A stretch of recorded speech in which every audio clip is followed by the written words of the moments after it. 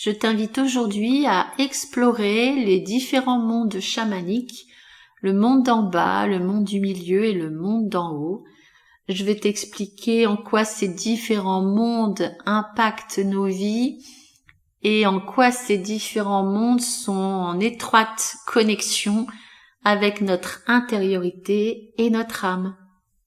Bonjour et bienvenue sur Oser l'âme, le podcast qui te permet de te connecter à ton être profond et à la vie. J'espère par nos partages te réveiller et te révéler pour oser être et oser la vie. Mon nom est Betty Tutrice, je suis passionnée par le prendre soin, la spiritualité et l'enseignement. Formatrice à l'IFPIA, j'enseigne la psychogénéalogie évolutive, la psychoénergétique, le chamanisme et bien d'autres choses encore. Je suis également autrice de la médiumnité spirituelle. J'espère te donner des clés qui te permettront d'ouvrir ton cœur pour laisser chanter ton âme. Chaque épisode est une invitation à l'introspection pour exprimer plus librement toutes les parts de ton être. Dans la pratique chamanique, il y a différents états et différents espaces de conscience qu'on appelle les différents mondes, le monde d'en bas, le monde du milieu et le monde d'en haut. Je pense que c'est une pratique commune vraiment à tous les courants chamaniques. Et chacun de ces mondes chamaniques a une signification particulière qui offre vraiment des ressources uniques pour connecter des choses à l'intérieur de nous. On va parler de voyage intérieur, mais aussi pour pouvoir voyager concrètement dans notre vie incarnée, de façon très incarnée. Donc le monde d'en bas est souvent associé à la terre, aux aspects plus instinctifs de notre être. Moi, j'y associe dans le monde d'en bas aussi le monde de l'inconscient, le monde des ombres positives et négatives. C'est-à-dire que dans le monde d'en bas, on va dire que c'est un réservoir de tout ce qu'on n'a pas conscientisé, de nos potentiels, de certaines qualités, de ressources. Dans le monde d'en bas, il y a également l'esprit de nos ancêtres. Alors l'esprit en tant que, on va dire, mémoire psychique et corporelle à l'intérieur de nous, ce qu'on n'a pas encore connecté ou peut-être des choses dont on n'a pas encore pris conscience. Alors quand je dis l'esprit des ancêtres, ça peut être par exemple des choses non réglées, mais ça peut être également les qualités de certains ancêtres, voilà, qu'on n'a pas encore contactés. Dans le monde d'en bas, il y a également les esprits alliés. Alors ce sont souvent des animaux, ça peut être des plantes aussi dans le monde d'en bas. Donc ce sont des esprits qu'on va connecter. Là, je pense par exemple à l'animal de pouvoir, qui a un esprit allié, qui est notre esprit allié premier, et qui va venir complètement en résonance avec notre personnalité et des qualités propres.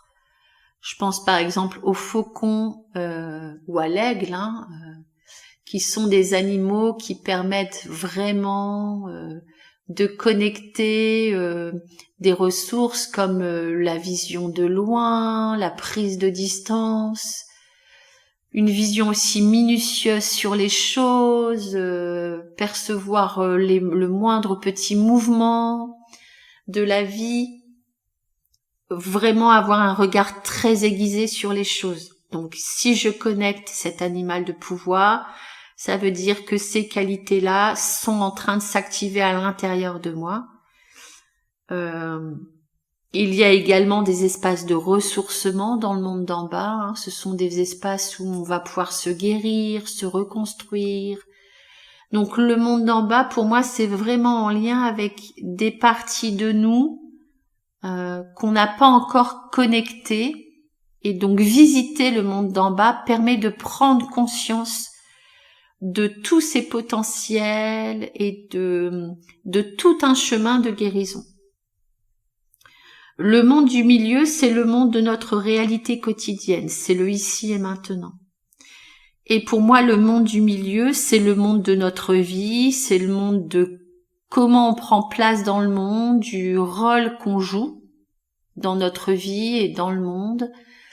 C'est aussi le monde des intentions, c'est-à-dire que quand j'émets une intention, eh bien le monde d'en bas, je peux aller visiter le monde d'en bas et le monde d'en haut, et venir activer des choses pour changer mon quotidien, pour changer ma réalité. Et l'intention, c'est déjà, j'ai envie de dire, une première étape pour affirmer sa puissance.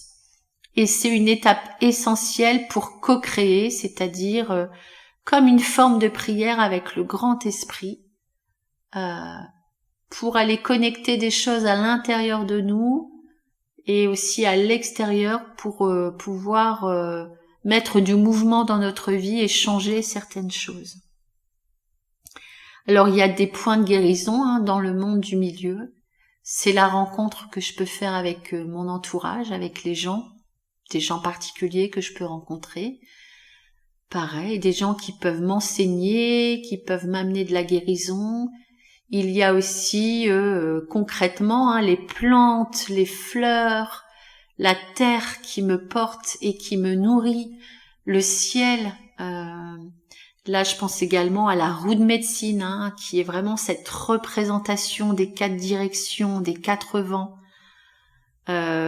qui ont une symbolique assez forte, mais qu'on peut retrouver à l'intérieur de soi. L'Est pour les prises de conscience, le Sud pour les émotions, l'Ouest pour le corps, les sensations corporelles, et le Nord pour la pensée créatrice. Donc tout ça, on peut aussi l'avoir à l'intérieur de nous, mais le fait de nous connecter vraiment aux directions et de nous connecter à la nature nous permet vraiment de retrouver un équilibre et d'être enseigné et de venir guérir aussi certaines parties de nous-mêmes.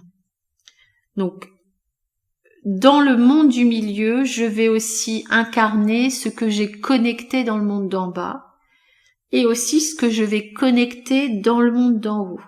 Donc, le monde d'en haut, c'est le domaine des guides spirituels, des visions transcendantes, des expériences spirituelles très fortes. C'est souvent un lieu d'inspiration, de révélation, d'élévation. On peut y puiser vraiment des guidances, des enseignements et puis connecter aussi notre sagesse intérieure. Le monde d'en bas et le monde d'en haut ne sont pas des choses extérieures. C'est pas parce que je fais un voyage vers pour moi c'est un état modifié de conscience, donc c'est un état de conscience particulier que c'est à l'extérieur de moi. Ces mondes que je visite, ça fait partie des mondes intérieurs et d'un état d'être qui prend forme en fait, et de cette façon-là, à travers le voyage chamanique qui ne peut se faire qu'à travers un état modifié de conscience, alors ou avec des chants, le chant du tambour, des maracas ou simplement à travers la respiration. Donc dans le monde d'en haut, il y a aussi tout ce qui est ange, archange, guide spirituel. On peut y trouver aussi dans le monde d'en haut les âmes de décédés, donc les âmes de nos proches aussi. Et souvent quand on est sur le plan de l'âme, ce sont plutôt des messages lumineux, des messages d'amour qu'on reçoit. Pour moi, le monde d'en haut, c'est vraiment le monde de l'enseignement spirituel.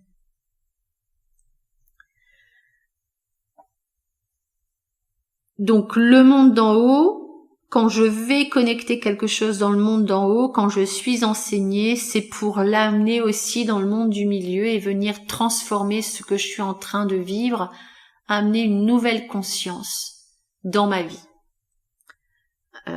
dans l'exploration de ces différents mondes, il y a quelque chose qui pour moi est essentiel, c'est le dialogue spirituel. Si je vais dans le monde d'en bas et que je rencontre mon animal de pouvoir, je peux dialoguer avec mon animal de pouvoir, lui poser des questions et recevoir des réponses. Ou poser des questions et mettre une intention et recevoir de la guérison, comme des soins énergétiques, peut-être des plantes, des messages, de choses à utiliser dans mon quotidien pour venir transformer mon énergie. Donc de la même façon, si je vais dans le monde d'en haut et que je rencontre par exemple l'âme de ma grand-mère, eh bien, je suis invitée à venir dialoguer avec l'âme de cette grand-mère ou avec l'esprit de certains guides pour recevoir vraiment un enseignement, quelque chose qui est au plus près de mon intention et de ma demande. Et ça, on l'oublie souvent, on oublie qu'on peut venir communiquer. Moi, je pense que c'est la relation qui nous guérit. C'est le fait d'oser entrer en communication et en relation avec une énergie qui fait qu'on va se transformer. Parce que derrière chaque question, chaque demande, il y a une intention. Et l'intention, c'est une posture de co-création. De faire avec et ensemble. En Occident, on a perdu cette habitude de se connecter, de communiquer, de communier même. On est complètement coupé de la nature, on est coupé de nous-mêmes aussi. Je pense que c'est pour ça qu'il y a en quelque sorte une explosion du développement personnel et que de plus en plus de personnes s'intéressent au chamanisme. Le fait de dialoguer avec les différents mondes nous permet aussi d'entrer en dialogue avec nous-mêmes et de contacter vraiment des parties essentielles et profondes de notre être, de qui on est véritablement. Pour moi, il y a quelque chose de très intime dans l'exploration des différents mondes et il y a quelque chose aussi de très intérieur. La pratique chamanique, souvent, c'est une pratique spirituelle qu'on peut faire en communauté, mais comme toute démarche spirituelle, c'est aussi un cheminement extrêmement personnel et très intime. Donc je t'invite à explorer ces différents mondes. Si tu es intéressé par le chamanisme, je propose une formation en e-learning avec un séminaire de pratique de 5 jours. Et dans la formation que je propose, il y a énormément de pratiques. C'est vraiment important de prendre ce temps-là de connexion. Alors on peut le faire avec le chamanisme, mais moi je trouve que les différents mondes rejoignent aussi beaucoup la médiumnité spirituelle, où là on va mettre une intention, on va être dans un état modifié de conscience et on va demander au monde spirituel de nous enseigner et de venir nous guérir. Et souvent, dans cette assise, on est traversé par des visions, on est traversé par des sensations. Et pour moi, la médiumnité spirituelle rejoint tout à fait la pratique chamanique. Le chamanisme, c'est vraiment être entre les mondes et le médium est quelqu'un qui voyage entre les mondes. J'espère que cet épisode t'a plu. Merci pour ton écoute. Si tu veux soutenir le podcast, abonne-toi. Tu peux également t'abonner à la newsletter IFPIA. Et je te souhaite de très bons voyages à l'intérieur de toi, dans ces différents mondes. Et je te dis à bientôt. Ose l'âme, ose être, ose l'expérience spirituelle.